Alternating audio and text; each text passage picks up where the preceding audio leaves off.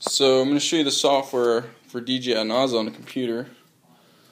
You plug your USB cable from the computer, and then you plug it into the, if you remember, the DJI Naza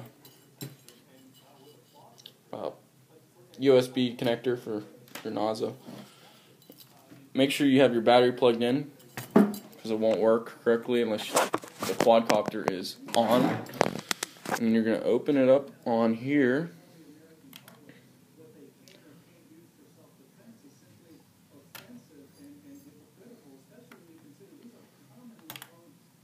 Sorry, here. Okay, you're going to open it up on here. And this is for the first tab is for mounting the GPS. Unless you have a GPS, you don't need to worry about that right now. So the next one's multi-rotor, or motor mixer, I'm sorry. And you're going to click whether you got a quad or a hexa or whatever. So I clicked on the quad, and then you're going to click on whether you have the X style, where the front is in the middle of two motors, or the other one here is the front is one motor. Sorry, is there a glare? There we go. So you got to pick. Right now I have the X, just so my camera can be in the middle of the motors, so I'm not looking at a motor whenever my camera's on. So you're going to pick whatever one you want to do for that, and then when you click on it, it's going to tell you which way, follow the arrows, and that's which way the motor should spin. So the arrow on the front right is moving to the left. So if it's moving to the right, you take two of them connectors out that I showed you and switch them around, and it should, 99.9% sure that it will change the rotation of your motor. And then you do that for all of them. Another very important thing is plugging your motors into the DJI Naza.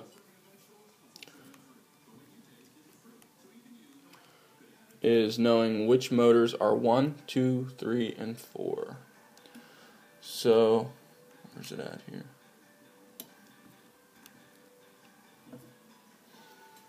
So the front right, my camera's in the front, that is 1, 2, I believe this one is 3, this one is 4. And then you're going to plug that in.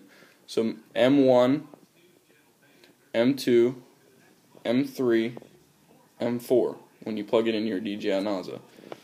It's pretty important too, because your quadcopter won't fly or go in the right directions and it'll be all jacked up. But so make sure you do that, and then you get the orientation down for which way your props need to start spinning. So DJI Naza's showing you pretty good examples on how to fix that. Very important also when you put your props on. My dad gave me, he's into RC planes, and growing up that's what we'd fly. He gave me a prop balancer, and it's very important that your props are balanced. So it's basically just a rod with two sides and some magnetic on each side, and the rod kind of just floats there, and you spin your props. Whichever way, you could probably YouTube how to fix your props up so that they're balanced.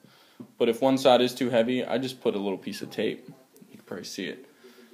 Put a little piece of tape on the back side of the prop, not the sharper end, but the more blunt end of your prop. Put a little piece of tape, and it works fine for me.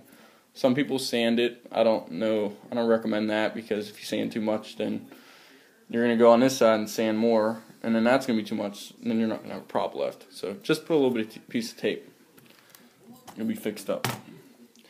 So let's see here. The next tab is transmitter calibration, TX Cali, and what you're going to do is pick traditional, and what did I pick here? I didn't have to touch any of these up here, up on the top here.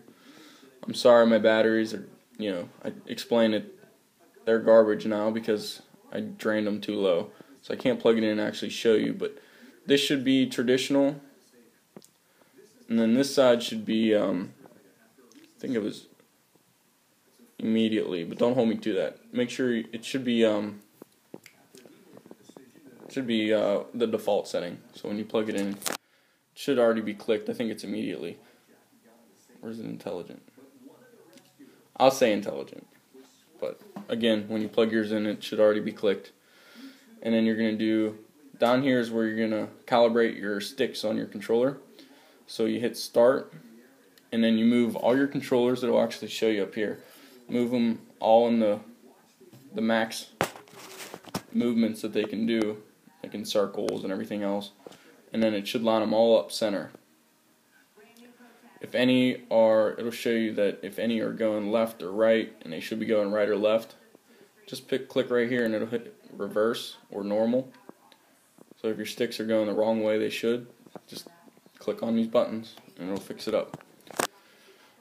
Down here is your extras as far as buttons on your controller, maybe for a camera or something. You'll have to read your book on your controller and figure out how to what needs plugged in, what doesn't, to the DJI nozzle from your receiver, and settings on your controller. I don't even want to get into that because I had my own problems on that. So maybe somebody else can help on YouTube. Again, another problem I had was step 5 here, which is failsafe, GPS, altitude.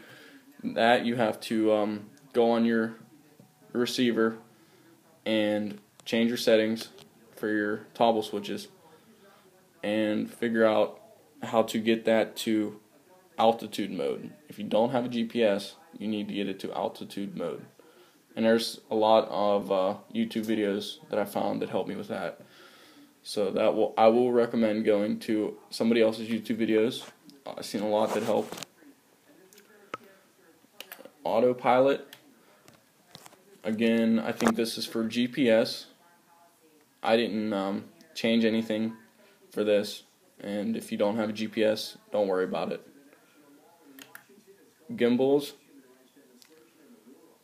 This is if you have a gimbal switch on your radio, and you can fix it up while you're flying. If it's not flying level or whatever, pitch, rolls, all that stuff you can manually set while you're flying if you have a gimbal switch. Again, you have to program it. I'm sure you can find another YouTube video that'll help you with that. Sorry, I don't have a gimbal switch. Voltage. This is where you change. DJI nozzle has its own little alarm. So if you get too low in your voltage, it'll send out a little alarm. It'll also blink different colors if the battery's dying or whatever. But I do recommend getting a separate voltage alarm for your quad. It'll definitely help. You don't want to ruin batteries and then you'll sit here and wait a week while they're getting shipped from China. And every time you change something on here, on each one of these tabs, if you change something, hit right up here because that saves it. And everything you do here saves to your flight controller on your quad. So that's pretty cool. So you hit right every time you change something, and it'll actually write it to the quad, and you'll be done. You don't have to screw with this every time that you go to fly. Just every once in a while check to make sure everything's how it should be, and you'll be ready. Check out my other videos, and if anything didn't help you and you have any questions, send me comments. If you find something I said was wrong, send me a comment, yell at me, whatever you want to do, and I'll correct mine because I do need help. I'm new at this too, but if I could show somebody how to build a basic quadcopter and help somebody else out, I will, because I had enough problems with my own building mine. And I thank you, and Have a good flight.